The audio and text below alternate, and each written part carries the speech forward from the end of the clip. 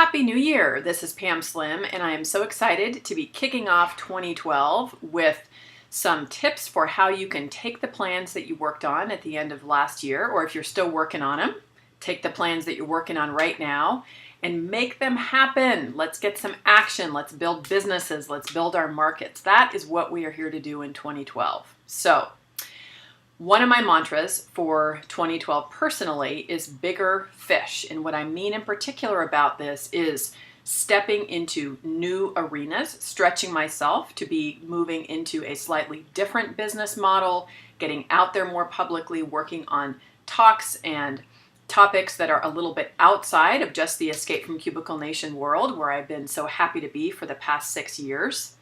And whenever you do things like that, get out of what has been more of a safe, comfortable place that you've been in your business, regardless of whatever business stage that you're in, a couple things can happen.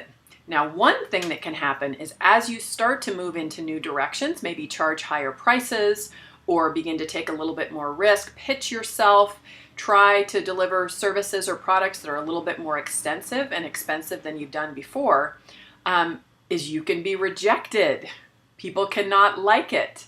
They can feel like maybe it's more money than they're used to paying, or maybe you've been very, very comfortable delivering a particular service and doing something new. If you've just been doing individual coaching, for example, and you want to deliver a class, it can be scary and there can be some rejection, there can be awkwardness, you can have pushback sometimes from the market. And what our reaction can be often in that case, naturally speaking, is to want to shrink back, right? To go from a pescadote, as they say in Mexico, right? A huge big fish into a little pescadito, right? Oh, maybe I shouldn't have done that. Man, I knew that was too much. I've never taught a class before. Like, who was I to think that I could do that? Wrong approach.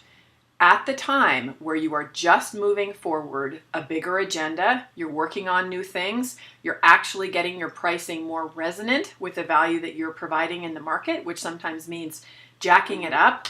When you face rejection, when you face some resistance, that's exactly when you want to be continuing to move forward in a positive way. You have to remember you have an anchor and a reason why it is that you are in business. Why are you doing this? How does your product or service really, really help people? What is your bigger vision for yourself and for your life? What's the bigger vision that you have for your family? What do you want to be contributing? What's your legacy? A lot of these things are big. They're deep roots. They can be difficult. And it's not always going to be easy. It's natural that you might get some kind of resistance to doing things that are very significant, personally and professionally. When you begin to get up against that resistance is exactly when you want to be going back to your roots. Why are you doing this? Who are you? What value are you providing to the market? And instead of backing up and thinking maybe you should shrink your plans, look forward, look around you and say, who has been about 2 or 3 steps ahead of me and has gotten through this awkward transition? Those people are there. It's often not as effective to be looking at people who are to your sides, who are also freaking out because they're facing the same kind of issues. Talk to people who have been where you have been, that have gone through a particular stage of transition and made it through successfully. I guarantee you that each one of them is going to say, it was hard. I totally doubted myself there for a while. I wanted to shrink back, but you know what? I was really focused and committed, and I just buckled down and I moved forward. I learned this, I tweaked this, I added this, I looked at what somebody else was doing, I adapted it. You have to be able to get comfortable going through those awkward transitions when you are growing. And one of the things that my martial art teachers, Mr. Fiore, has told me, which makes so much sense on the self-defense perspective, is if somebody is coming at you, your reaction is to want to go like that and turn away, which actually makes you much, much more vulnerable. What you want to learn to do is to lean into that person. Keep your eyes open, focused on them, block but lean into them, which positions you in a much better place for actually responding. So you train yourself to do that. In martial arts, You train yourself to get rid of that knee-jerk survival reaction, which is to pull back when somebody's coming at you. You train yourself to lean into that challenge. And that's exactly what you have to do on the business side.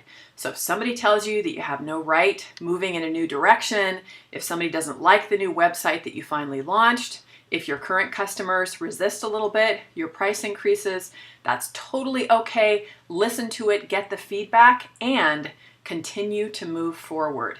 It may be a little bit more difficult to have your current customers adapt and go through that stage of growth with you. It could be that you leave a couple behind, which opens up the opportunity for people who are a little bit further back in their stage of business, which is good. Your focus now is to be getting new people that are going to be even better for you, that are absolutely going to be resonant with that new service or product that you're offering, or of the particular price that you're charging. So when faced with adversity, when you're working on bigger fish, when you're wanting to make things easier for yourself, when you're wanting to have a bigger contribution and to do important things, do not back up. Keep moving forward. That's my advice of the day. Keep it up. I'm right with you. Pescadotes, people. Pescadotes.